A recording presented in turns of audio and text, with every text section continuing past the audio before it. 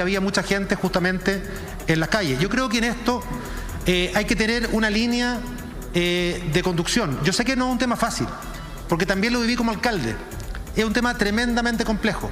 Entonces, acusar a ausencia del Estado, cuando el Estado ha logrado promulgar una ley que se hace cargo de todas las cosas que estamos hablando hoy día, en cada región, va a requerir tiempo, va a requerir trabajo, va a requerir sinergia, va a requerir trabajo en equipo, como usted lo ha dicho, y en eso estoy de acuerdo. Pero más que como usted dice, ¿cierto?, que faltó tal vez prevenir, nosotros lo que hicimos a través de los exintendentes, hoy día delegados presidenciales, es tener un trabajo efectivamente en la seguridad. Y por eso las expulsiones también se hicieron durante este año, muchas de ellas desde la macrozona norte. No las sacábamos las personas desde acá. Íbamos al norte y las expulsiones eran personas que habían cometido también esos delitos en el norte, justamente para descentralizar incluso las expulsiones. Por lo tanto, creo que tenemos que seguir trabajando. Yo con esto, diputado, no estoy diciendo que todo funcione perfecto, todo lo contrario. Acabo de decir que me hubiera gustado tener mucho antes esta ley, me hubiera gustado tener mucho antes definiciones también para poder ir en apoyo, en cohesión y en integración. Gracias, ministro. Diputado. Presidente, una nueva pregunta. Ministro, me gustaría llevarlo a la frontera misma. Porque en la frontera se está traficando con personas. Y nos podemos imaginar que si se está traficando con personas, se puede estar traficando con cualquier cosa. La Fiscalía, por ejemplo, ha dicho que no puede descartar la hipótesis de que las armas ilegales que hoy día se están cometiendo delitos hayan entrado por pasos no habilitados. En las 3 regiones del norte, por ejemplo, hay 166 pasos no habilitados. Entonces, ministro, el Plan Frontera Norte no está dando el ancho. No, perdónenme, no se lo estoy diciendo yo, quiero ser justo en esta interpelación, he intentado ser justo. Pero el Plan Frontera Norte no está funcionando, es evidente. Te lo dice todo el mundo. Entonces, ministro, ¿qué va a hacer para que el plan funcione? Ministro. Sí, usted nos está llevando, diputado, y está bien que así sea, a otro tema que tiene que ver justamente con el control fronterizo en materia de crimen organizado y de bandas que muchas veces trafican a través de la frontera drogas y eventualmente pudiese ser armas. Pero también en esto quiero ser muy claro, diputado. Nosotros tenemos un grave problema fundamentalmente con Bolivia. El trabajo con Perú es un trabajo bastante fluido, en donde las autoridades se coordinan, hay mesas técnicas de trabajo entre autoridades civiles, inclusive policiales. El trabajo con Bolivia es bastante más pedregoso, es bastante más complejo.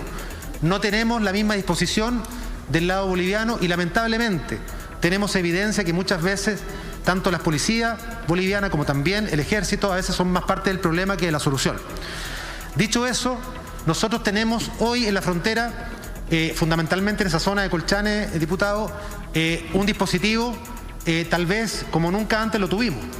Y efectivamente es un dispositivo que lo que busca es, entre otras cosas, en el marco del 265, ¿cierto?, el decreto 265, combatir el tráfico de drogas, fundamentalmente crimen organizado y tráfico de migrantes. Y en ese contexto también hemos tenido cifras récord en los últimos meses de detenciones y de bandas que se han desbaratado.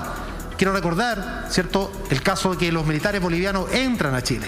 Te recordarán, ¿cierto?, con fusiles de guerra, le disparan a carabineros, intentan asaltar. O sea, a eso tienen que exponerse nuestras policías. Y por eso es tan importante poder avanzar en poder tener una frontera con más atribuciones. Y por eso también el artículo 131 del nuevo reglamento que está ingresando a Contraloría, lo que va a permitir, entre otras cosas, es fortalecer la frontera y también la reconducción automática de aquellas personas que estando incluso en tierra chilena, estando incluso en suelo chileno, se pueden reconducir hacia la frontera y, por así decirlo, dejarla, ¿cierto?, en manos de las autoridades de los países vecinos. Para eso se requiere, obviamente, coordinación, trabajo, y la Cancillería está haciendo un trabajo importante en este momento con las autoridades bolivianas para exigir el máximo de rigor, tal como lo tenemos nosotros. Pero efectivamente la frontera, usted lo ha dicho, una frontera porosa, una frontera amplia, más de 160 efectivamente pasos irregulares, kilómetros y kilómetros de frontera, que lamentablemente hace que muchas veces las bandas criminales, a veces en coordinación también, del lado chileno y del lado boliviano, lamentablemente se dedican al tráfico de migrantes, tráfico de droga. Hoy día en la mañana tuvimos una pauta importante justamente de una organización colombiana que estaba ingresando tráfico de droga por Chacayuta. Y así todos los días estamos haciendo gestiones y todos los días logramos detenciones importantes en materia de tráfico de migrantes. Y también de, por supuesto, droga y efectivamente potencialmente armas. Ahí teníamos al ministro Delgado respondiendo a las preguntas de la Cámara de Diputados. Claudio, esta instancia de la interpelación de pronto no es tan conocida porque cuando el Congreso llama a alguna autoridad a dar cuenta, a rendir cuenta, a responder preguntas, e incluso a veces se hacen acusaciones constitucionales respecto de ciertas autoridades. Pero la interpelación en la práctica, ¿qué es?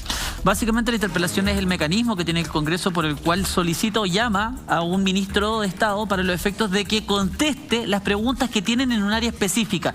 Esto deriva de la facultad de fiscalización que eventualmente tiene la Cámara y que podría ser ministro. ¿Qué es lo que está pasando en esta materia en concreto? Y en este caso se trata de todo el problema humanitario y de seguridad que teníamos en el problema de la macrozona norte de la frontera con Bolivia y Perú.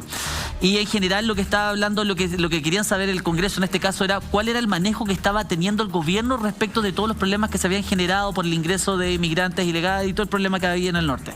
Y eso es lo que estaba contestando el señor Delgado, básicamente de que él, y aquí está la gran pegada de que le pega de vuelta al Congreso, le dice, partió la interpelación diciéndoles, si hubiésemos tenido la ley de migración antes del año 2020, seguramente mucho de esto no hubiese ocurrido, pero como ustedes la tuvieron 8 años durmiendo acá en el Congreso, es que hoy en día la acaban de sacar y nosotros estamos intentando implementarla recién ahora. Pero si ustedes hubiesen hecho su pega antes, nada de esto estaría pasando. Así que parte pegándole al tiro también un raspacacho de vuelta al Congreso inmediatamente. Lo que es bien absurdo, porque en Chile existe una facultad colegisladora del Poder Ejecutivo que es absolutamente desproporcionada. Me imagino que la Convención Constitucional lo irá a corregir, es parte del hiperpresidencialismo, pero es el Ejecutivo el que determina las urgencias, saca los proyectos. La caja de cambio la maneja el Ejecutivo. Y 8 años son por lo menos 2 gobiernos. ¿Sí? La interpelación es una de las facultades fiscalizadoras de la Cámara y es más o menos reciente.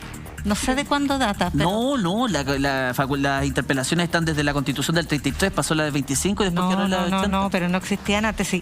La Cámara de Diputados puede hacer, sí, la facultad fiscalizadora de la Cámara de Diputados se expresa en oficio, que es como el nivel más bajo, comisiones investigadoras y el última ratio, como dicen los latinistas, es la acusación constitucional.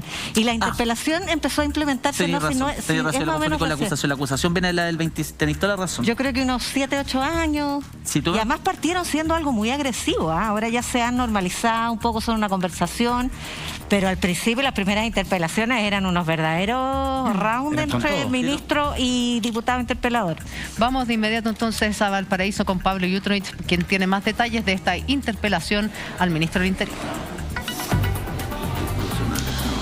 Sí, Julita, hay harto movimiento acá en el Pensador, donde nosotros nos encontramos acá en la Cámara de Diputados, en el Congreso Nacional, a pocos metros. De hecho, se continúa realizando la interpelación, al ministro Rodrigo Delgado. También comenzó a las 5:15, 5:20. Comenzó a las 5:15, 5:20 y se estima que ya finalice esta instancia a eso de las 7 de la tarde, 7:15. Entonces queda su buen rato todavía de esta interpelación. El ministro Rodrigo Delgado llegó bastante tranquilo. De hecho, nosotros acá con los otros periodistas pudimos conversar con él unos breves minutos. Dijo que es una instancia para conversar, para transparentar ciertas cosas, etcétera. Lo vio como un buen momento para el diálogo. Yo he estado cerca, de hecho, del pleno donde se está realizando esta interpelación y se ha visto bastante tranquilo al ministro Rodrigo Delgado en este diálogo con el diputado del Partido Liberal, Vlado Mirosevic. Yo les decía, hay harto movimiento acá en el Pensador, hay harta prensa también, etcétera, porque hay muchos diputados y diputadas. La presencialidad ya para estas instancias son obligatorias, o sea, los diputados tienen que venir, tienen que estar. De hecho, yo he visto acá, al diputado Jackson, a la diputada Camila Vallejo, vi a la diputada Mike Torsini, a Gonzalo Fuenzalía, etcétera. Están todos acá. Están todos acá. Incluso mayores de 65 años, como también dice acá el diputado Jorge Alessandri, quien me acompaña, para poder conversar un poco con usted, diputado, y saber cómo se está desarrollando esta interpelación, que ella lleva poquito más de 1 hora y todavía falta su buen resto, ¿no? Bueno, muchos saludos al estudio, gracias por el contacto. Hola, diputado. Como se decía en el estudio, la interpelación es una de las formas que tiene de fiscalizar la Cámara de Diputados. No. Diría que la primera son los oficios, que te tienen que contestar en 10 días. Después está la interpelación y la más fuerte es la acusación constitucional que busca sacar a un ministro que ha infringido la Constitución. La interpelación yo creo que es del 2006, 2005, las reformas del presidente Lagos. Y efectivamente uno logra que un ministro venga y explique un tema en particular. Vimos muchas veces a Mañalich por el tema de la pandemia cuando estaba empezando, de la compra de las vacunas. Sí. Al ministro París también. A París también. Sí. A propósito de París, le escuché en la radio en la mañana al ministro París de que esos 5 o 7 puntos que marca Parisi son porque la gente lo confunde con él. Una rutina de humor. La talla del diputado Alessandri no puede faltar. No le La escuché. talla del diputado Alessandri no puede faltar. No. ¿Verdad dijo eso? ¿Verdad dijo eso el todos ministro los de Salud? trabajos es importante mantener el humor, pero ¿verdad que dijo eso? así me dijeron a mí, lo estaban comentando en la sala. Yo no lo escuché, pero está bueno el chiste. Oiga, diputado, ¿cómo se está desarrollando acá la...? El ministro se ve tranquilo, muy informado, preparado. Como nos dijo al principio, no existía una buena ley de migración, no existía un Servicio Nacional de Migración y hoy día sí existe, hace 3 o 4 meses. Y no está Delgado solo en la testera, está sentado el ministro de Defensa, porque están las Fuerzas Armadas ayudando allá, y está el nuevo director de Migraciones de este Servicio Nacional nuevo que se creó. Hoy día un migrante que quiere entrar a Chile por vías regulares tiene que pedir la visa de trabajo desde su país. Entra a Chile con el contrato. Se acabó esto de decir vengo de vacaciones por 3 meses y después más 3, más 3, más 3, que al final era un desorden y todos sabíamos, era como la nulidad del matrimonio, todos sabíamos que era una mentira y al final tenemos un mejor servicio hoy día, pero hay mucho que arreglar porque evidentemente tenemos una frontera de miles de kilómetros. Ahí Boric nos podrá dar el número exacto de kilómetros. Pero Edu, oiga, no, mira, antes de ir con usted, Edu, antes de salir al aire, de hecho el diputado Alessandri porque estábamos conversando a raíz de esta interpelación y me decía, esta interpelación puede que no tome tanta fuerza. ¿Por qué razón?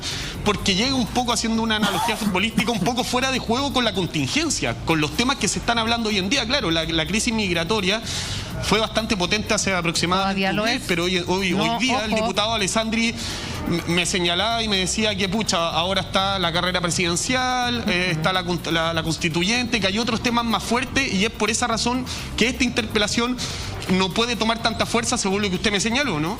Claro, dado que el castigo máximo no puede ser sacar al ministro o sacar a un subsecretario, esto es una interpelación de ideas.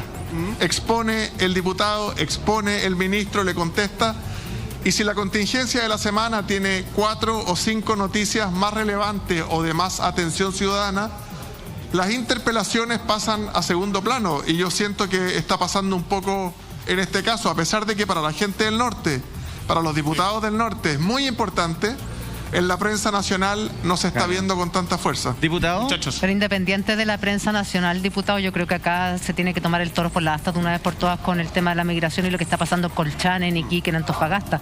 No es que haya bajado la situación todavía se mantiene tensa. Absolutamente, yo me refería solamente a un tema de preponderancia en la prensa, y esto es un tema que va más allá de un gobierno. Nosotros tenemos que tener una política de Estado. Tenemos que entender que no tenemos capacidad de recibir migración desordenada, tampoco tenemos capacidad para recibir personas que tengan antecedentes penales. Tenemos que hacerlo de forma ordenada, de acuerdo a la capacidad de Chile. Capacidad me refiero de los hospitales, de los colegios, de la economía, de darles empleo, de formalizarse, porque si no, lamentablemente los países empiezan a exportar pobreza y terminamos que esas familias que arrancan de una realidad de un país terminan en una realidad igual de mala en Chile. Sí, diputado, lo que pasa es que en este minuto, más allá de la ley de migración, estamos frente a una crisis humanitaria internacional que es inédita, no tiene precedentes en la historia de Latinoamérica. Es peor que la de Siria. Entonces los instrumentos nacionales y el debate chico que se puede realizar al respecto queda completamente estrecho. Me pregunto por qué no está el ministro de Relaciones Exteriores, o si está, porque lo que aquí se necesita es una respuesta internacional. Y no entiendo, me cuesta entender mucho, de verdad, ¿por qué el gobierno no ha acometido una acción de esa naturaleza si esto no se puede resolver por un solo país? Evidentemente, y además hemos visto las historias de los migrantes que le dicen que cruzan 2 o 3 países antes de llegar a Chile, con niños, con hijos, caminando, con menores de edad. Y los que han fallecido. La citación de hoy era muy específica, no incluía al canciller. Los diputados que interpelan a Delgado le mencionan que debe venir el ministro de Defensa Nacional y el director de Extranjería, no Andrés Alamán, que es el canciller, pero yo concuerdo con ustedes que esto es un tema que debemos ver con Bolivia, con Perú, con Colombia, con Venezuela como continente. Claro.